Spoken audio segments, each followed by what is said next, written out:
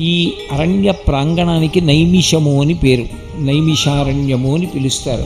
ఎందుచేత అలా పిలిచారు అంటే, ఒకానొకప్పుడు ఇంకా కలియుగం ప్రారంభం కాలేదు, ద్వాపరయుగం యొక్క చిట్ట చివరి కాలం సంప్రాప్తమైంది. ఇంకా కృష్ణ భగవానుని యొక్క అవతార పరిసమాప్తి కూడా జరిగిపోయింది. ఇక వచ్చేటటువంటిది కలియుగమని, కలియుగంలో ఉండేటటువంటి వ్యగ్రతలు ఎలా ఉంటాయి అన్న విషయాన్ని తెలుసుకున్నటువంటి ఋషులు వ్యధ చెందారు. ఎక్కడికి వెళ్ళి మనందరం కూడా కూర్చుని అనుష్ఠానం చేస్తే కలిపురుషుని యొక్క ప్రవేశము ఉండదో అటువంటి భూభాగము ఏదైనా ఉన్నదా వాళ్ళకు అనుమానం వచ్చింది. సృష్టికర్త చతుర్ముఖ బ్రహ్మగారు కనుక వారందరూ బ్రహ్మగారి దగ్గరికి వెళ్ళారు. భూమండలంలో అటువంటి స్థలం ఏదైనా ఉంటే మాకు తెలియచేస్తే మేమందరం అక్కడ కూర్చుని తపస్సు చేస్తాం. ఎందుకంటే కలి యొక్క ఉద్ధతి చేత, కలి యొక్క ప్రకోపం చేత మళ్ళీ మా యొక్క తపస్సులు పతనమైపోయేటటువంటి స్థితి సంభవించదు కనుక అటువంటి భూభాగం ఎక్కడున్నదో తెలియచెయ్యమని అడిగారు. బ్రహ్మగారు దర్భలతో ఒక చక్రాన్ని తయారు చేసి దొల్లించారు. ఆ చక్రం యొక్క నేమి ఇరుసు ఎక్కడ విరిగి పడిపోతుందో, ఇక ఆ చక్రము దొల్లదో, అది కలిపురుషుడు ప్రవేశించినటువంటి పరమ పవిత్రమైనటువంటి ప్రాంగణమని, కాబట్టి మీరు ఈ చక్రం వెంట వెళ్ళవలసింది అని బ్రహ్మగారు నిర్దేశించారు. ఆ దర్భలతో తయారు చేయబడినటువంటి చక్రం వెనక ఋషులందరూ బయలుదేరి వచ్చారు. ఆ వచ్చినటువంటి చక్రం తిరుగుతూ వచ్చి ఈ అరణ్య ప్రాంగణంలోకి ప్రవేశించిన తరువాత నేమి అంటే ఇరుసు విరిగిపోయి ఆ చక్రం ఇక్కడ పడిపోయింది.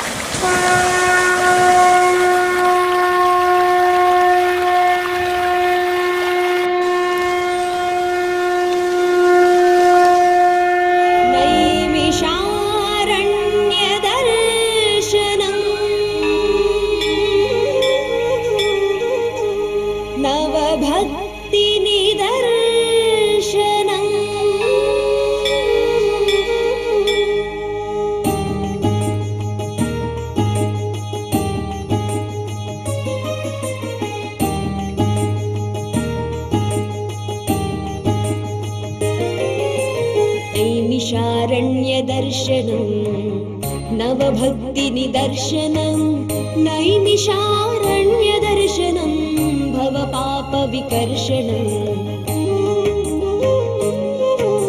పురాణాలు పురుడు పోసుకున్న నైమిషారణ్యదర్శనం పుణ్యాల తొలి పులకింతల నైమిషారణ్యదర్శనం శౌనకాది ముని శుభ సూక్తుల నైమిషారణ్య దర్శనం కలికాలు మోపని కళల నైమిషారణ్య దర్శనం నైమిషారణ్య దర్శనం నవభక్తి నిదర్శనం నైమిషారణ్య దర్శనం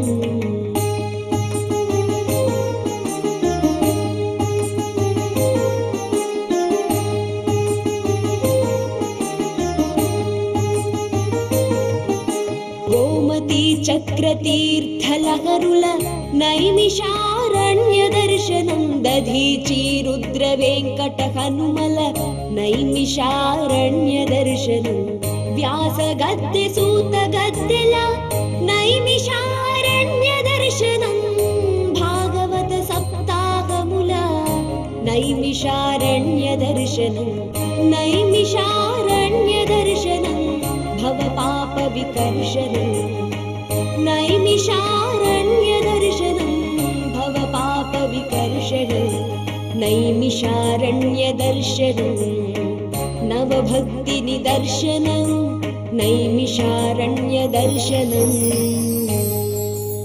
శ్రీమన్నారాయణాయ వాసుదేవాయ గోవిందాయ శ్రీ మహావిష్ణవే నమః. భారతదేశం పుణ్యధాత్రి, దివ్యధాత్రి. ఆసేతు సీతాచలం ఎన్నో దివ్యక్షేత్రాలు ఉన్నాయి.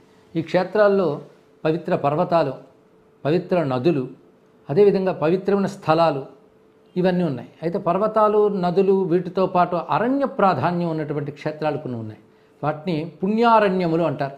ఇలాంటి పుణ్యారణ్యాలు అన్నిట్లోనూ తలమానికమైనటువంటిది నైమిషారణ్యం. ఆ మాటకు వస్తే నైమిషారణ్యం గురించి ప్రతి హిందువుకి కొంత అవగాహన కలిగి ఉంటుంది.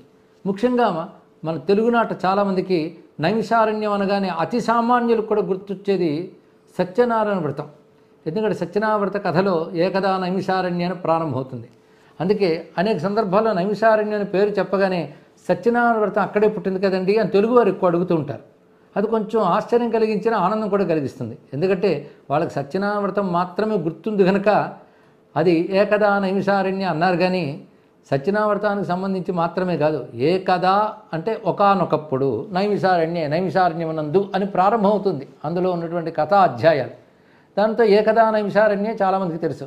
ఏకదా నైమిషారణ్యం మాత్రమే కాదు, ఏ కథ అయినా నైమిషారణ్యంలోనూ ఉద్భవించిందని చెప్పుకోవాలి. అనేకమైన దివ్య వృక్షాలతో తేజరిల్లుతున్నటువంటి ఆ అరణ్య భూములు ఎన్నో నైమిషారణ్యంలో కనబడుతుంటాయి. అక్కడ నేటికి మన కనబడుతూ కొందరు, కనబడక ఇంకెందరో సిద్ధపురుషులు తపస్సును ఆచరిస్తూ ఉంటారు. వారి తపశ్శక్తి ఆ క్షేత్రంలో శక్తిని జాగృతపరచడమే కాకుండా లోకానికి క్షేమం కలిగిస్తుంది. అందుకే మహర్షుల తపస్సు చేత మరింత శక్తిని పొందిన నైమిషారణ్యం దర్శించడం ప్రతివారి యొక్క విధి. పైగా భారతీయ సంస్కృతి అంతటికీ మూలమైన ఒక భూమిగా చెప్పుకోవాలి అరణ్యాన్ని. నిజానికి అరణ్యాలు, నదీ తీరాలు, మహాపర్వతాలు ఇక్కడ మహర్షులు తపస్సు చేస్తే వారి తపస్సుకి గోచరించిన దివ్య సత్యాలే సనాతన ధర్మంలో శాస్త్రాలుగా రూపొందిందే. అదేవిధంగా శక్తిపరంగా కూడా ఇది శక్తిపీఠాల్లో ఒకటి. నైమిషే లింగధారిణి అని అమ్మవారు లింగధారిణి అనే పేరుతో ఇక్కడ శక్తిపీఠం ఉన్నది అని దేవి భాగవతం చెప్తున్నది. ఇది కాకుండా ఇప్పటికీ లలితాదేవి మాత్రం కూడా ప్రసిద్ధిగా శక్తిపీఠంగా మనకు గోచరిస్తున్నది. ఇక నైమిషారణ్యం ప్రధానంగా విష్ణు భూమి అని చెప్పాలి. నారాయణుని యొక్క దివ్య దేశాల్లో ఒకటిగా ఈ నైమిషారణ్యాన్ని అభివర్ణిస్తారు. ఇక్కడ నారాయణుడు పలు రూపాలు ఉంటాడు. ముఖ్యంగా వననారాయణుడు, వృక్షనారాయణుడు అనే పేరుతో కూడా ఉంటాడు. ఈ వనమే నారాయణ స్వరూపము. అలాంటి పవిత్రమైన విష్ణు భూమిగా దీన్ని అభివర్ణించాలి. అందుకే విష్ణువాలయాలు కూడా చాలా ఉన్నాయి. మొత్తానికి సనాతన ధర్మానికి సంబంధించినటువంటి సర్వదేవతల యొక్క నివాస భూమిది. ఈ విధంగా దేవతల భూమి, ఋషుల భూమి, యజ్ఞభూమి, జ్ఞానభూమి ఈ పావనమైనటువంటి నైమిషారణ్యం. వారణాసి మహావిష్ణువు శ్రీచక్రపురవాసిని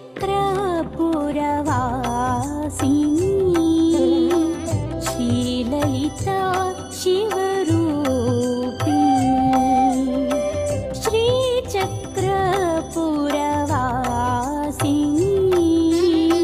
శ్రీలలిత శివరూపిణి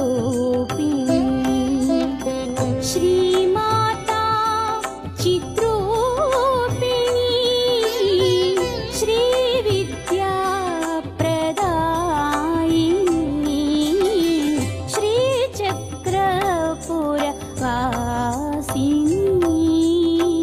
శ్రీలలిత శివరూపిణి ఎన్నో జన్మలెత్తి నారాయణీ నాదరూపిణి నానాభరణ విభూషణి నారాయణీ నాదరూపిణి నానాభరణ విభూషణి రంజని రమణి కళ్యాణి సుధాసారాభివర్షిణి రంజని రమణి కళ్యాణి మహాక్షేత్రజ్ఞపాలిని శ్రీచక్రపురవాసిని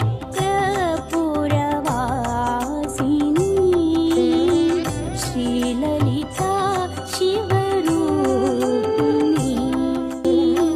శ్రీలలిత శివరూపిణి శ్రీచక్రపురవాసిని శ్రీలలిత శివరూపిణి శ్రీమాతా చిత్రూపిణి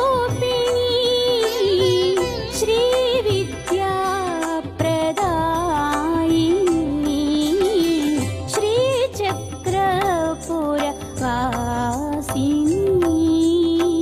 శ్రీలలిత శివరూపిణి నైమిషారణ్య దర్శనం